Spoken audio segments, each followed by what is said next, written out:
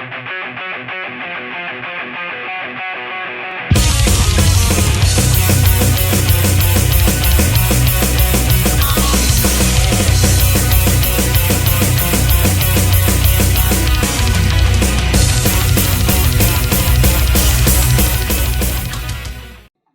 and the Beast. So we will talk what's new with Gloryhammer and what's more. Grab your booze and tune in. Hoods, Michael, before we fly away with Gloryhammer, let's start first with you. Who are you and how was it to take over the hammer from Angus McFife?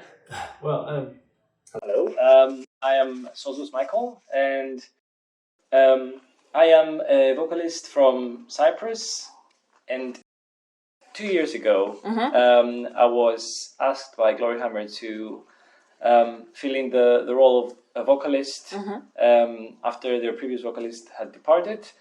And it has been much smoother than I expected, considering how difficult vocalist changes are.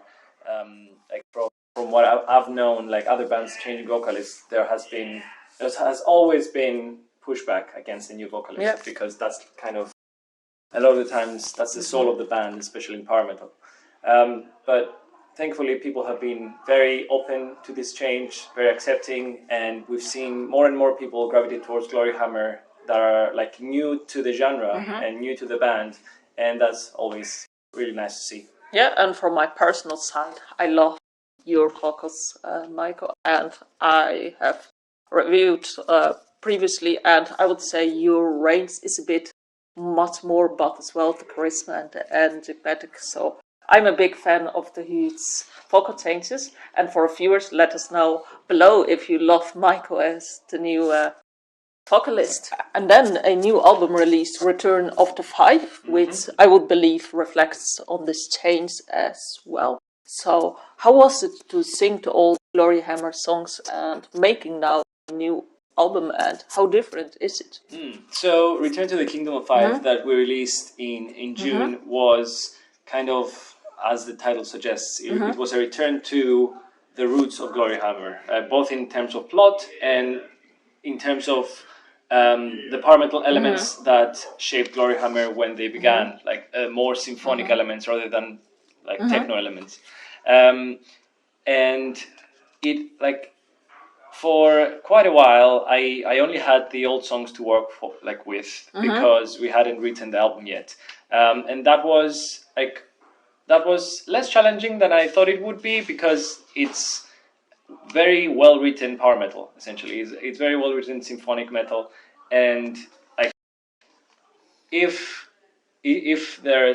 work is put towards those songs, those songs are definitely like possible to like perform in a great capacity. But with the new album, a lot of the vocal melodies were written by me, which was great for me, because I could, put in what I was comfortable with and put in my personal like touch in terms of how the vocals will sound and how the layering is.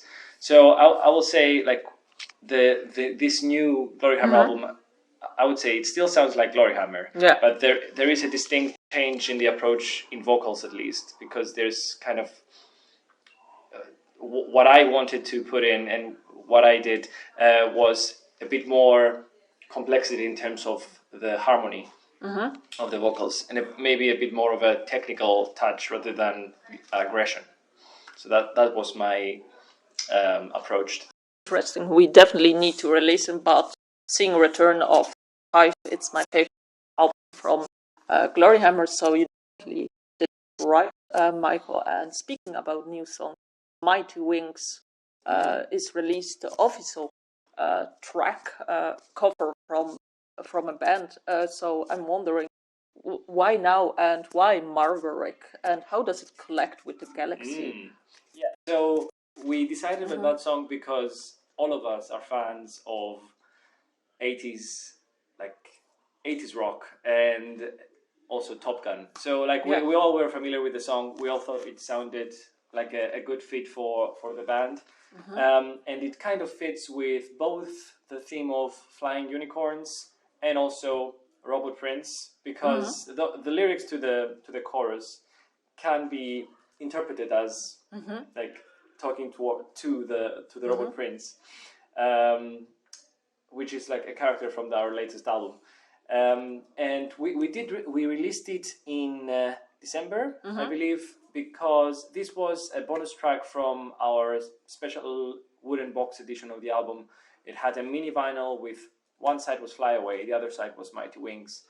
And that was something, like a bonus track for people that bought the wooden box. But we thought like we could release it later down the line on Spotify and on YouTube, so that more people could listen to it. And like the reception was very good, and people were kind of surprised to see Gloryhammer cover a song, because I don't think that happened before. No, it was like the first cover song. But I enjoyed the process very much, like adapting a song of that genre to Gloryhammer style, and I'm sure we'll do more of them. Yeah, and when listening, it's distinctive. It's a bit different. The sound, the music, a bit than Gloryhammer. Yeah. We did put more emphasis on guitars, and of course, the vocals are like a different vocalist. Yeah. And it's also busy with new productions. At least when you followed Gloryhammer page, follow it. There is new music videos and so on. So I'm wondering what's happening there at this camp. You mean in the new music videos? Yeah. So we have filmed those videos 22 in the summer, and of course we didn't release them until released. We worked with a company in Serbia, which was a big room with green screen everywhere, and then we stood in the middle of the green screen and we just like actors. Like Marvel actors, and we sang the songs, and then those people just created a virtual environment and put us all in there. And we did that for Holy Flaming Hammer of Holy Frost. And we did that for Wasteland Warrior Hoods Patrol. Those are the classic CGI Gloryhammer videos with the characters in crazy vistas, crazy castles, and crazy mountains. But my personal favorite was the Keeper of the Celestial Flame video, which was entirely made with 2D and 3D animation.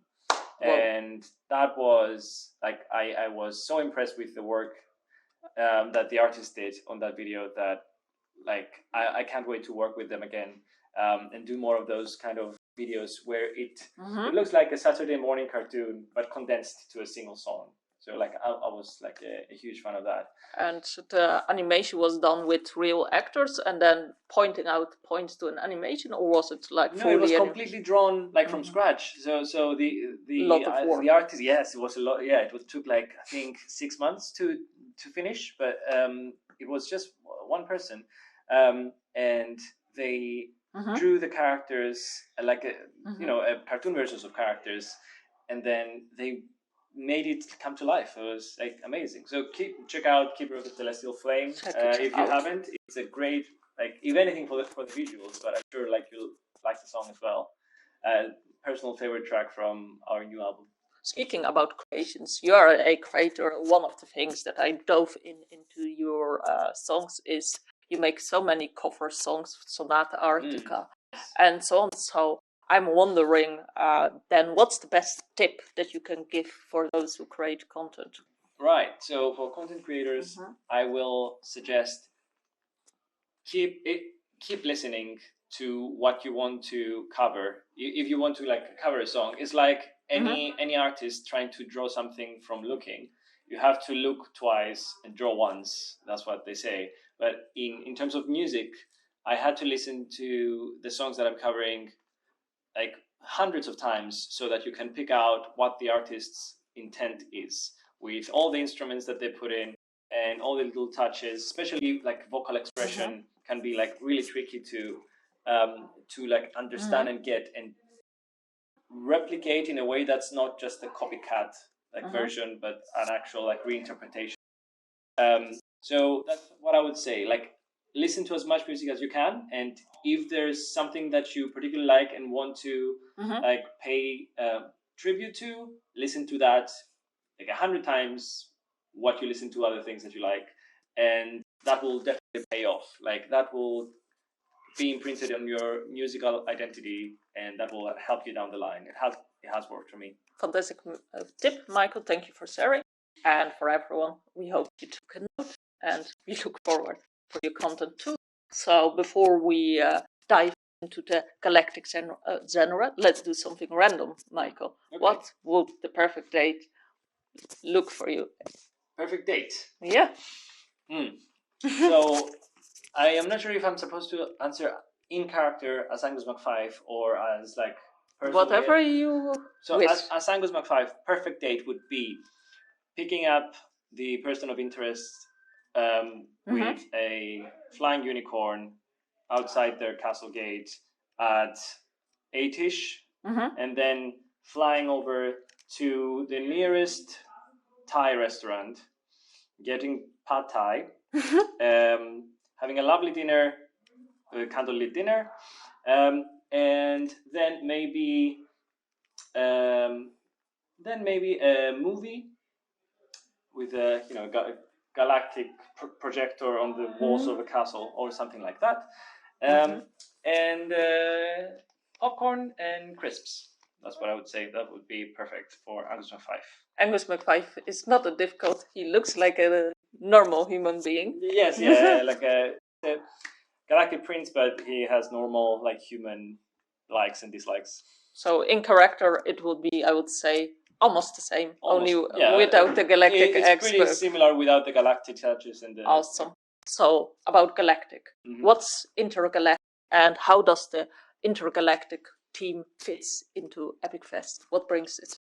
So essentially, this whole festival is built on the Glory and the Beast tour coming here. Yeah. And you have these two big bands. Well, I mean, three big bands. You have Brothers of Metal supporting. You have Gloryhammer, Beast in Black doing a double headliner. Yeah. And so there was interest from other bands, and so this whole festival was created so that it can like celebrate epic symphonic and music, and reenact epic battles on stage. And I guess people there's been lots of people that came from abroad, like that. I have a friend that came from Argentina for this festival. We a group that on Discord, like a power metal Discord group, that like 15 people came here in Roskilde to celebrate this event. So it's amazing. Yeah, it's amazing, and we ourselves came from our headquarters, Dublin, to see Glory and the Beast, Brothers of Metal, and as well more bands. So yeah, definitely great fest. And about Glory and the Beast, how did it come again? And before Gloryhammer toured as well, and now once again, but now it's Glory and the Beast. So I'm wondering what led to the inspiration. So we had a few ideas. Beast in Black have always been friends of Gloryhammer.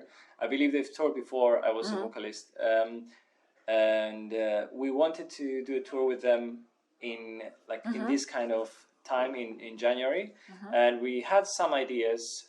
One idea was Hootie and the Beast, but not many people that are people that are vaguely familiar with Gloryhammer might know what hoots is, it's the thing that you shout when you're in a Gloryhammer concert. Yeah. But not everyone, so we thought better of it and thought Glory and the Beast sounds close enough. It's a phrase that people would recognize, Beauty and the Beast, but Glory and the Beast has both elements of Gloryhammer and Beast in Black. Both bands came to the name independently, and then we just cross-checked that. Do we agree that this is the name it should be called? And it was like, yeah, sounds good. So that's how it came to be. And I believe it's a great way to have more fans over the Galactic. It's indeed much more general than Hood and Goblin. Yeah, exactly. Yeah, you can see the name and you see the lineup, and you kind of understand what you're in for once you buy a ticket for this tour. Yeah, lots of epic battles. And we are coming to an end for the interview. Can you please answer what your greatest Galactic battle was so far? Well, I would say the greatest galactic battle so far would have been fighting against Zargothrax and his clone when both of them came together to fight against the Kingdom of Fife at the end of Return to the Kingdom of Fife. Because one of them had the Knife of Evil and the other one had the Vorpal Laser Blaster of Pit and Wim, both of which are legendary weapons of great power. And what I had was the Hammer of Glory. But to know what happened at the end, you need to listen to the final track of the album, and preferably, of course, listen to the whole album because it's a one story around these characters, and then you'll find out. Great. Thank you so much, Michael, for sitting down here, telling us here more about Gloryhammer. And yeah, for the viewers, thank you for watching. Subscribe and like, and follow Gloryhammer as well. And grab your ticket as they are now on the tour with the Beast. So see you.